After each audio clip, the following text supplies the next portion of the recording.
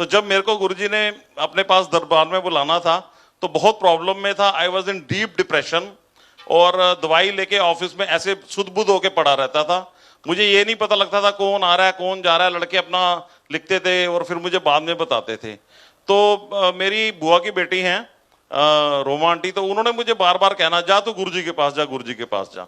और मुझे पता नहीं था गुरुजी चोला छोड़ चुके हैं। तो जिस दिन पहली बारी मैं बैठा हुआ था तो ये सत्संग क्या है, सत्संग वो है, वो नरेशन है, कोई ये प्रवचन नहीं है। ना कोई मैं पंडित, ना किटी अंकल पंडित, ना कोई और जो भी सत्संग करना चाहेगा वो कोई आपको कोई प्रवचन नहीं सुनाना है। ना साढ़े गुरु ने कभी प्रवचन किया। गुरु जी कभी नहीं बोलते होंगे सी ऐ करना वो करना है। हाँ ठीक है, कुछ वचन संगत ने आगे से बना दिए, वो हम फॉलो करने की कोशिश करते हैं। लेकिन वो बात जो गुरु जी ने सबसे पहले हमें सिखाई, क्या सिखाया कि भी गुरु दे कोल आए हो तो सिर्फ और सिर्फ मेरे नाल ध्यान लगाओ, कुछ भी करने की जरूरत नहीं है। और ये सबसे पहले दिन गुरुजी ने जब मेरे को बुलाया, मैं ऑफिस में बैठा हुआ था तो आंटी का फिर फोन आया, तो मैंने उसको जस्ट टालने के लिए बोला। तो सतीश अंकल भी आए हुए, वो साथ में बैठे हुए थे, किसी काम से मेरे पास आए थे। तो कहते किसकी बात कर रही है आंटी? मैं कहा यार पता नहीं, कोई गुरु आ गया छतरपुर। गुरुजी मुझे माफ करें, हम मानते नहीं थे। तो क्यों नहीं मानते थे? मैं दो शब्द हमेशा कहता हूं अपने सत्संग में, गुरुजी कहलवाते हैं कि मैं ये मानता था उल्टा, कि मैं ये कहता था कि जो हमने दो शब्दों में, दो लाइनों में सुना था कि गुरु गोविंद दोनों खड़े किसके लागू पाए, बलेहारी गुरु आपना जिन गोविंद दियो मिलाए या दिखाए। यानी कि गुरु ने अगर भगवान या गॉड के दर्शन कराने हैं या मिलवाना है तो सीधा भगवान के पास चलो, गुरु की क्या जरूरत है। मैं अनजान था। और अब कितना शुक्राना करें, हम इतने वडभागी हैं।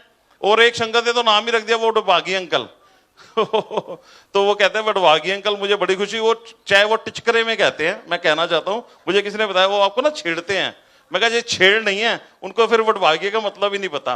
तो उनके ना बेटा बच्चा नहीं होता था, तो गुरुजी ने 13 साल बाद गुरुजी के पास जाना शुरू किया। तो 13 साल बाद उनके बच्चा हुआ, गुरुजी ने उनको बेटा ब्लेस किया। हमें ये मीनिंग फिर भी नहीं पता था कि बेटा ब्लेस क्या होता है।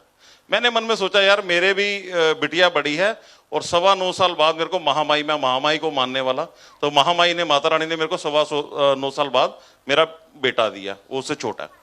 फिर ये कहते हैं एक और भैया हमारे साथ में रहते हैं, उनके पास टूटा हुआ स्कूटर था और जब वो गुरुजी से जुड़े थे उनके पास लंबी लंबी गाड़ियां। मेरे मुंह में पानी आ गया। संगत जी मैं साफ कह रहा हूं, सत्संग क्या है? सच का संग, सच बोलना है। मैंने कहा यार जरूर कोई शक्ति होगी, चलते हैं, चल यार लेट अस ट्राई। पर गुरुजी की कहते होंगे सी लेट अस ट्राई मेरे वाले मेरे को बड़े आंदे ने, है ना, कहते होंगे, कहती आजा आंटी लेट अस ट्राई वाली आंटी है, ट्राई करना ही गुरुजी पहचान जाते थे।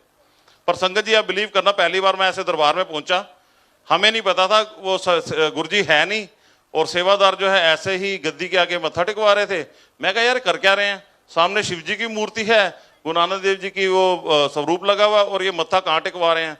संगत जी मैं अध बने मन से बाहर आ गया। बाहर आके मैंने सेवादार को कहा, मैंने कहा यार वो गुरुजी कब आएंगे? कहते गुरुजी तो वहां बैठे हैं। मैंने बैठे हैं, मेरे को तो अभी तक चश्मा नहीं चढ़ा, ठीक है, तो अभी तक इस उम्र में, मतलब ये 5-6 साल पहले की बात है, तब भी अभी भी नहीं चढ़ा गुरुजी की कृपा से। तो मैं कहा यार मेरे को तो नजर नहीं है। वो उनका देखो क्या जवाब था, कहते उनको देखने के लिए वो आंखें चाहिए। और गुरुजी आंखें क्या, वो दिव्य आंखें भी देते हैं। गुरुजी कहते मैं दर्शन भी देना वा जे कोई मैनू प्यार नाल वेखण वाला होवे।